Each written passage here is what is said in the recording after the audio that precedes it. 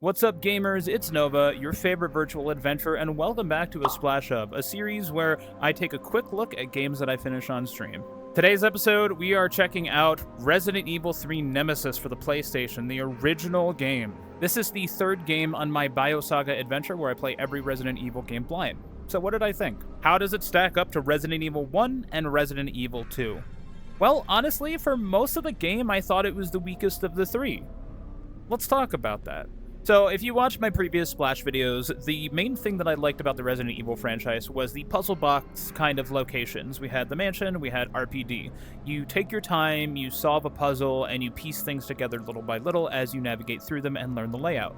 It allows you time to slow down, think about what you're doing, and kind of navigate and strategize your next move. Resident Evil 3 was a lot more action-paced. It was more get going, you need to run, you need to go, oh my god, everything's falling apart. The pacing shot through the roof. Everything was so fucking fast.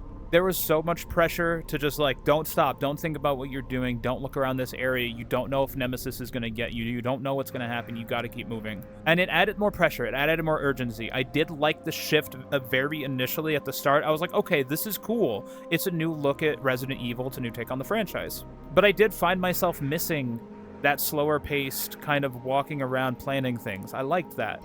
Now, one of the core things about this game is you're playing as Jill Valentine, who was one of the protagonists of Resident Evil 1. She was one of the people who survived the Spencer Mansion incident, and she is part of STARS. Now, at first, I felt kind of indifferent about this. I was like, okay, cool, we see more of Jill. We don't really know much about her. I feel like Resident Evil 1 is more Chris's game, just because maybe that was my first playthrough, but it felt more like his game, whereas this felt like, hey, what about Jill? Let's focus more on her for a little bit and see what more like what she's about. And like I said, I was indifferent at first. I did like the kind of choice-based decision-making in this game. I liked that there were like pivotal moments in the game where I said, are you going to run? Are you going to fight? Do you want to duck in here or over there? And seeing how Jill interacts with these dynamics helped you see more of her character. It helped place it more in her shoes. Like, these are her split-second decisions in the moment, and you're kind of seeing through her kind of eyes of what her choices are and then how she would play it out. I did like that, but I felt disconnected from the character for most of the game. It was like, okay, it's the protagonist, I'm playing as her, sure. I did like the dynamic with the Umbrella Corps or whatever they were. Nikolai, there was Carlos, and the other guy that died. I don't fucking... I'm sorry, bro. I'm sorry. Mikhail. I really liked Carlos, and I liked the kind of relationship Carlos and Jill kind of developed over the course of the game. I liked watching them grow closer and understanding each other, and Carlos realizing, hey, Umbrella ain't shit. And by the end of the game, I was starting to like Jill more. You know, I started out the game being like, all right, sure, let's see where this goes. But by the end, her attitude, her courage, her personality, like, she became such a fucking badass. She was a bad bitch. She was a girl boss. And I'm like, I love you, Jill. And one very specific line sealed the deal. If you already finished the game, you know where I'm going with this. But I'm going to save that for the end of the video. Because for now... I need to talk to you about the titular character. I need to talk to you about Nemesis, okay? I need to talk to you about my experiences with this motherfucker. So initially, I was like, okay, what is Nemesis? I don't know. It's someone who follows you throughout the game. I was introduced to him. He was way faster than Mr. X. He fucking full sprints at you. I'm like, okay, that's actually kind of terrifying. The amount of pressure that puts on you while you're playing, it was cool. I liked it. The problem then becomes... sometimes hunts would last a little bit too long for me. I'd be trying to focus on a puzzle, and then you hear his music. Yep, there it is. There it is. Yeah, and then you hear that music, and you're like, oh, fuck, come on, man, not right now. I'm trying to figure this out. And then you hear his stars. You're like, come on. He became more a thorn in my side than an actual, like, exciting mechanic. Mechanics like this don't always work for me personally. I didn't finish Alien Isolation for the exact same reason. I like being able to take my time and take in the world, and having that unknown pressure that could pop up at any time, it doesn't scare me as much as it frustrates me. But I'll get into this a little bit more. I have more to say about this mechanic. Because I didn't outright hate it, it was just a thorn in my side. Really, all of this culminated in probably the most frustrating point of my entire franchise playthrough so far, and probably the most frustrating point of my streaming career, the clock tower. So we made it through the city, right? I've already run into Nemesis a bunch of times. He was so annoying, sure, okay, but you could run away from him for the most part. Then the clock tower came. So I'm stupid. I'm new to Resident Evil.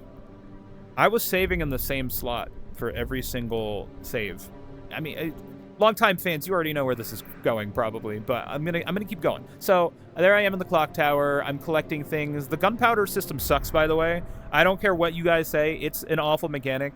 Picking up individual gunpowders that take up an individual slot in your thing, and then having to use an individual item to craft them into things. Sure, you have more control over what ammo you have. It just felt, honestly, it felt tedious to me. I didn't like it that much.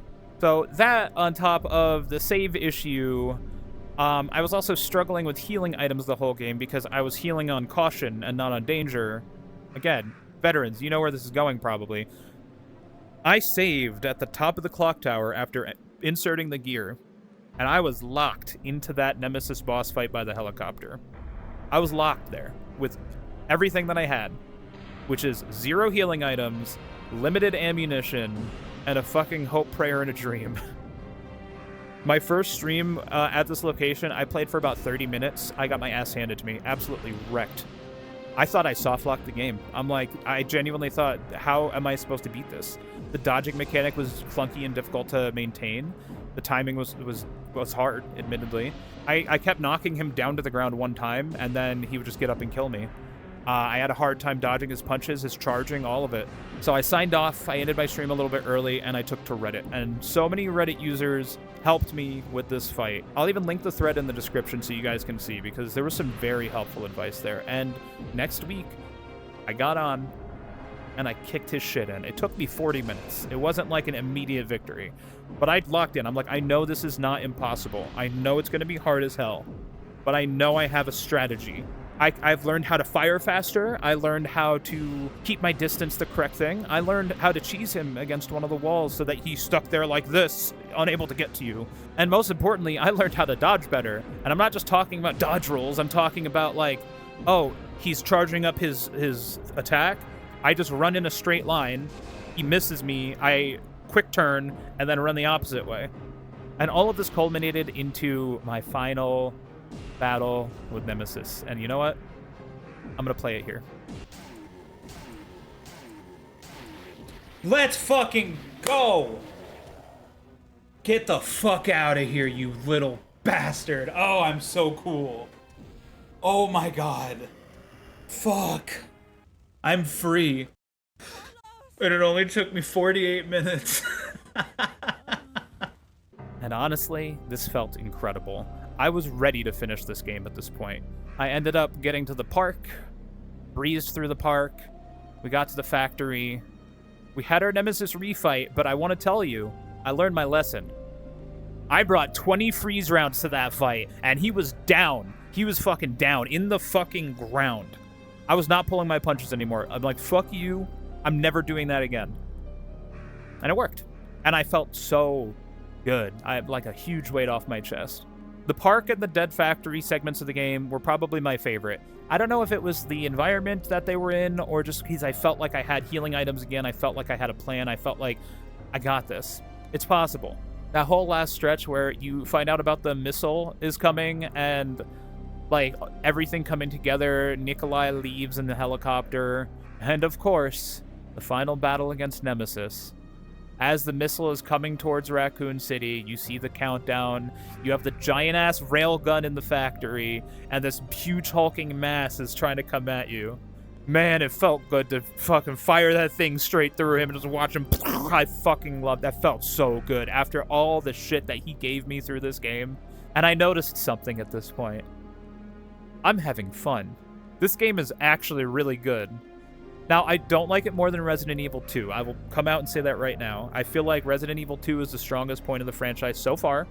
Resident Evil 3 is a close second. And Resident Evil 1, while I enjoyed it, is the weakest of the three. They're all fantastic games in their own right, but I ended up coming out of this game enjoying it way more than I thought. Especially when that final decision popped up, where, oh, do we just evacuate and leave Nemesis behind, or do we shoot? Fuck, we kill him. Of course we kill him. After all that shit he put me through, why would I leave him? So Jill picks up the gun. You wanted stars? I'll give you stars. And it was that line. As corny as that line was, it was that moment where I couldn't hold back a laugh. I was like, Jill, you fucking badass. I'm like, yeah, you fucking tell that bastard. and Nemesis was dead. And I felt like all of those struggles, the fight at the clock tower, all the over preparation, it was all worth it. And I realized that this game fucking rules. It's a good game.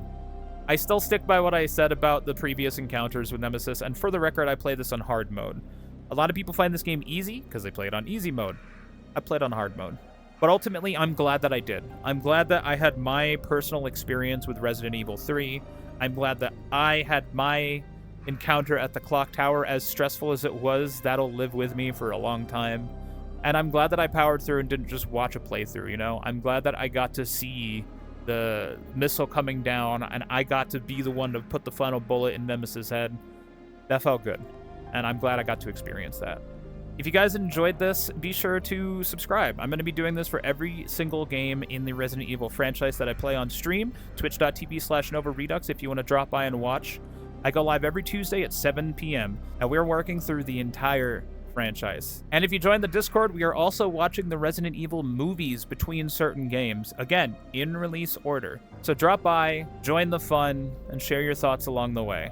Until then, I've been Nova. I will see you all in the next one. After everything that Nemesis put me through, I think I deserve a break. Our next game is Resident Evil Code Veronica, which I know nothing about. So if that fucking line is funny to you, I won't know until after I've played it. I'll see you guys in the next one. Bye-bye!